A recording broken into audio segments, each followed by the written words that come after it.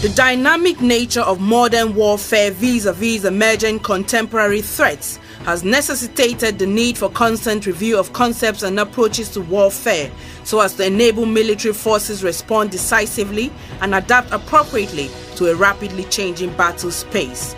To this end, the Nigerian Air Force, under the able leadership of Air Marshal Sadiq Baba Abubakar, Distinguished Flying Star, established the Air Force War College in 2016 to provide a conducive platform for the constant review of concepts and approaches to air power, as well as serve as a think tank for the Nigerian Air Force.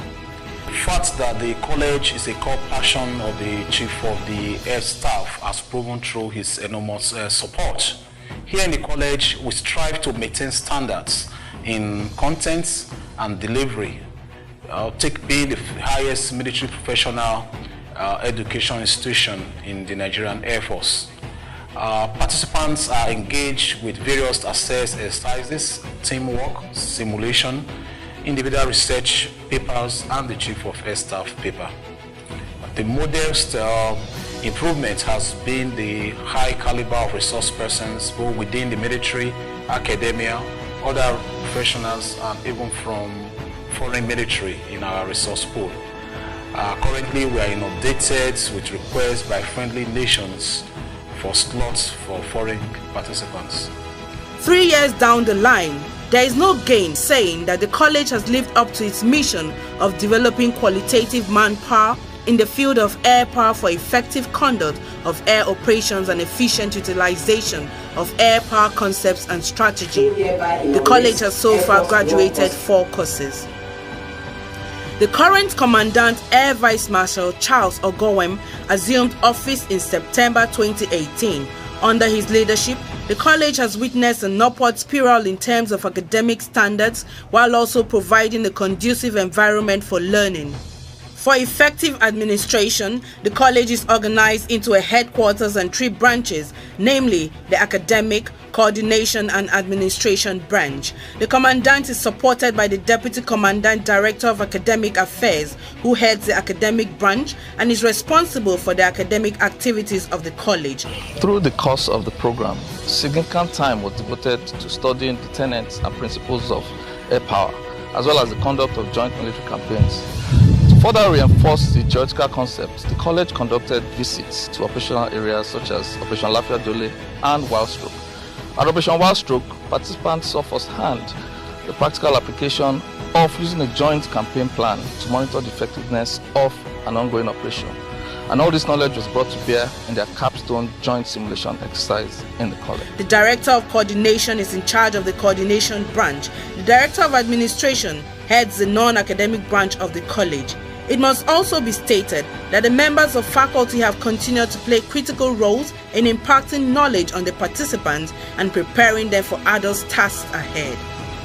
This end, personal development, professional advancement, and clear understanding of the employment of air power form the nucleus of the Air Force War College curriculum. The college curriculum is designed to broaden participants' mental horizon and provide them with the capacity to make correct decisions and formulate plans. Academic integrity is the hallmark of training at the Air Force War College, with emphasis on uncompromising adherence to morality, scholarship, and a code of ethics. The college currently operates a 4-phase curriculum as approved by the Defense Headquarters.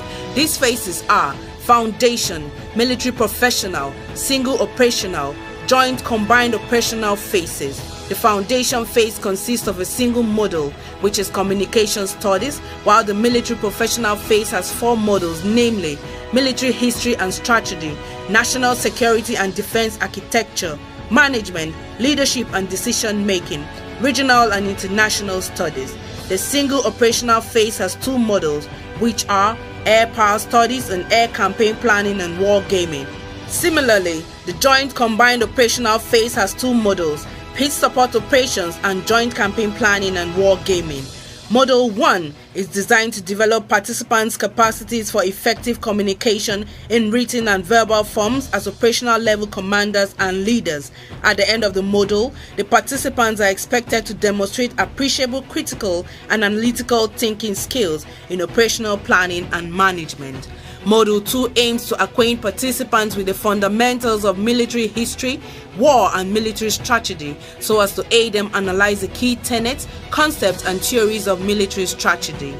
The goal of Module 3 is to enable participants recognize the various factors that determine Nigeria's defense policy and to give them an insight into defense planning and management methodology regarding policies, capabilities and resource allocation, especially in relation to operational level.